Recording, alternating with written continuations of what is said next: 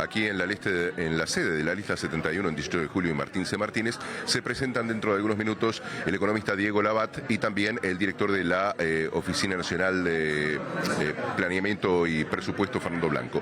Pero estamos acompañados precisamente del economista Labat, a quien se les indica o se le menciona al menos como posible ministro de Economía en caso que Álvaro Delgado llegue al gobierno. Buenas noches, Labat. ¿Cómo le va? Buenas noches. ¿De qué se trata esta actividad en primer lugar? Bueno, es una asamblea del herrerismo de la lista 71.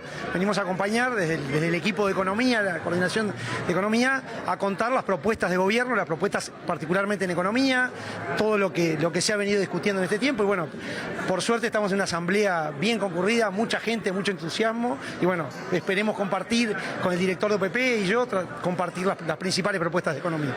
¿Y cuáles pasarían a ser esas propuestas económicas en el caso que usted ocupe el ministerio finalmente? En economía es similar a todo nuestro programa. Vamos por lo que llamamos un segundo piso de transformaciones. Partimos de un gobierno que ha hecho muy bien las cosas, que en estos casi 5 años ordenó la casa, ordenó la macroeconomía, ordenó las cuentas, bajó la inflación, hizo un montón de tareas y ahora vamos por el segundo piso de transformaciones, buscando un país más competitivo, un país que siga siendo ordenado y que permita que además esos resultados de la economía le lleguen a la gente en empleo, en salario, en políticas sociales. La economía se coló en la discusión de campaña, sobre todo por lo que planteó Don en cuanto a desindexar, para explicarle a la gente qué implica eso y cómo lo ven ustedes. Bueno, a ver, está bien eso que se coló, pero yo creo que es un tema un poquito más profundo que ese debate a veces superficial que se ha dado. ¿Por qué hay desindexación? Porque durante muchos años los uruguayos ¿por qué hay indexación, perdón? Eso quiere decir que los salarios se corrigen una vez por año, una vez cada 6 meses. Y eso se debe a que durante muchos años tuvimos una inflación muy alta, y no solo muy alta, sino que además se incumplía con las metas que se proponían. Entonces, nosotros decimos que antes de empezar a dar esta discusión de la indexación o desindexación, lo primero es que hay que empezar a cumplir. Y eso fue lo que de alguna manera propusimos desde este gobierno en la bajada de la inflación, pero además en proponer una meta que dijimos la inflación va a estar en 4,5 y pusimos la inflación en 4,5. Eso ayuda para que en el futuro trabajadores, empresarios, cuando se sientan a negociar, tengan a dónde creer y saber que hay un gobierno que va a cumplir, cosa que no pasaba en el pasado. El plebiscito de la Seguridad Social puede ser aprobado quizá en octubre. ¿Qué significaría en términos de economía para el sistema actual? Bueno, el plebiscito yo creo que es una preocupación muy grande.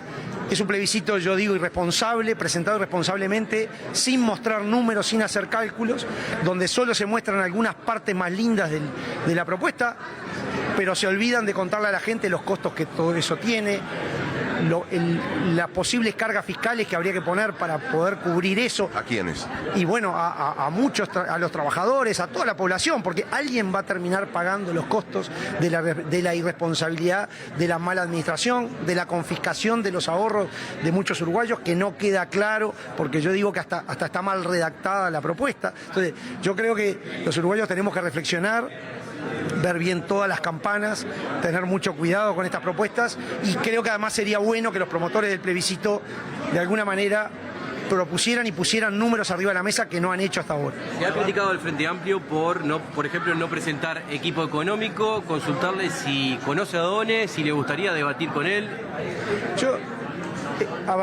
Yo creo que la discusión en estos últimos días se ha dado demasiado en las formas.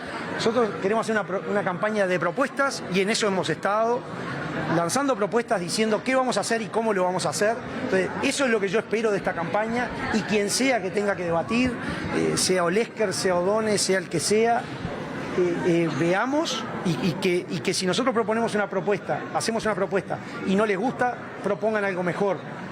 Pero que el debate se centre en las propuestas y no en estar discutiendo quién va a ser o quién no va a ser y si sería de una manera u otra. Creo que a veces ese chusmerío hay que tratar de evitarlo y hay que tratar de ir al fondo de las cosas, que creo que es lo que importa.